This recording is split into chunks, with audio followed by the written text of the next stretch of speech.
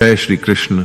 साथियों, श्रीमद् भगवद गीता में मनुष्य के जीवन की प्रत्येक समस्या का समाधान मिलता है। भगवद गीता ऐसे प्रेरणादायक संदेशों का महासागर है जो जीवन से निराश मनुष्य को आशाओं से भर देती है।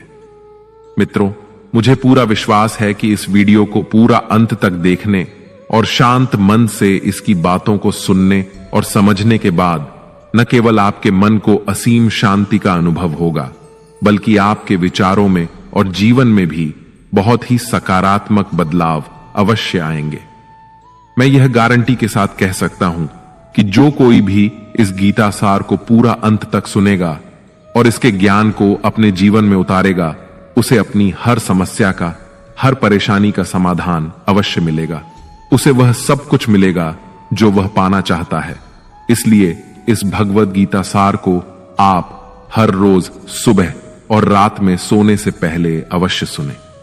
दोस्तों, श्रीमद् भगवद गीता में भगवान श्री कृष्ण कहते हैं, जो भी मनुष्य श्रद्धा से युक्त होकर और दोषों से रहित होकर इस गीता शास्त्र का अध्ययन, श्रवण और मनन करता है, वह सभी पापों से मुक्त होकर मेरे परम धाम को प्राप्त होता है।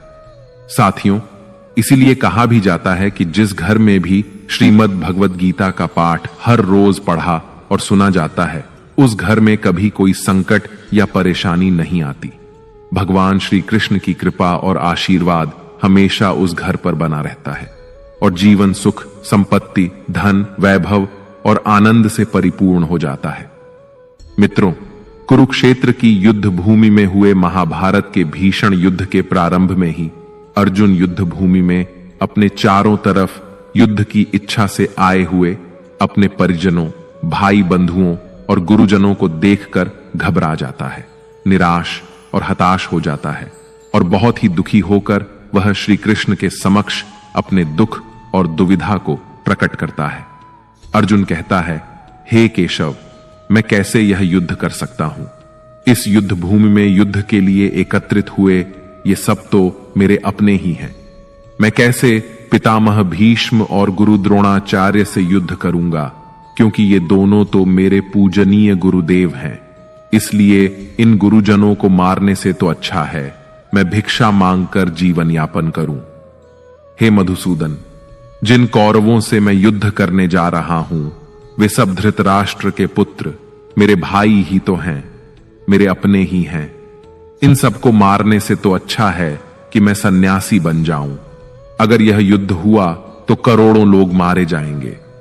जो सैनिक और योद्धा इस युद्ध में मारे जाएंगे, उनकी स्त्रियों का क्या होगा? नहीं कृष्ण, मैं यह युद्ध नहीं कर सकता। अपने ही कुल का विनाश करके मैं कैसे सुखी हो सकता हूं? हे कृष्ण, मुझे कुछ समझ नहीं आ रहा है। मेरी बुद्धि भ्रमित हो रही है, मेरा सर फटा जा रहा है, मेरे पैर कांप रहे हैं, मेरी त्वचा जल रही है, मेरा गांडीव धनुष मेरे इन हाथों से छूट रहा है। हे कृष्ण, मेरा मार्गदर्शन करो, मुझे ज्ञान दो, मुझे बताओ कि मैं क्या करूं। अर्जुन की इस दयनीय अवस्था को देखकर भगवान श्री कृष्ण ने श्रीमद् भगवद गीता का वो दिव्य और अलौकिक ज्ञान अर्जुन को दिया, जो न केवल अर्जुन के लिए बल्कि हजारों वर्षों से संपूर्ण मानव जाति के लिए और आज के आधुनिक युग में भी प्रत्येक मनुष्य के लिए मार्गदर्शक बना हुआ है। श्रीमद् भगवद गीता एकमात्र ऐसा ग्रंथ है जो मनुष्य को जीने का सही तरीका बताती है। भगवद गीता जीवन में धर्म, कर्म और प्रेम का पाठ पढ़ाती है। इसलिए हमें नित्य प्रतिदिन श्रीमद् भगवद गीता का अध्ययन अवश्य करना चाहिए। अर्जुन की दुविधा और संशय को देखकर भगवान श्री कृष्ण ने अर्जुन से कहा, हे अर्जुन, तू बड़ी बड़ी ज्ञानियों सी बातें करता है, लेकिन जो सच में ज्ञानी होता है वह इस तरह दुख और शोक नहीं करता है। तेरे हाथ में कुछ है ही नहीं, तू चाहकर भी कुछ नियंत्रित नहीं कर सकता। जीवन और मरण तो प्रकृति की नियति है। ये सब लोग वास्तव में मेरे ही द्वारा मारे जाएंगे। तू तो सिर्फ एक निमित्त मात्र है। इसीलिए जो ज्ञानी होता है वह किसी के मरने पर रोता नहीं है। ज्ञानी जन न ही बीते हुए कल का शोक करते हैं और न ही आने वाले कल की चिंता करते हैं। इसीलिए जो होने वाला है वह होकर ही रहता है, और जो नहीं होने वाला वह कभी नहीं होगा। ऐसा निश्चय जिसको समझ में आ जाता है, जिसकी बुद्धि में आ जाता है, उसे कोई दुख नहीं सताता, उसे कोई चिंता नहीं सताती। हे अर्जुन, तुम इस बात का शोक मत करो कि यहां कौन अपना है और कौन पराया है। जो अधर्म करता है उसके साथ युद्ध करना एक क्षत्रिय का धर्म है, और अपने धर्म का पालन करना तुम्हें मोक्ष और मुक्ति देगा। तुम अपने इस मन से मोह को त्याग दो, नहीं तो सारा जग तुम्हारी निंदा ही करेगा। आज अगर तुम युद्ध नहीं करोगे तो सारा संसार तुम्हें नपुंसक और डरपोक कहेगा। यहां बात अपने पराये की नहीं है, यहां बात है धर्म और अधर्म की, बात सही और गलत की है।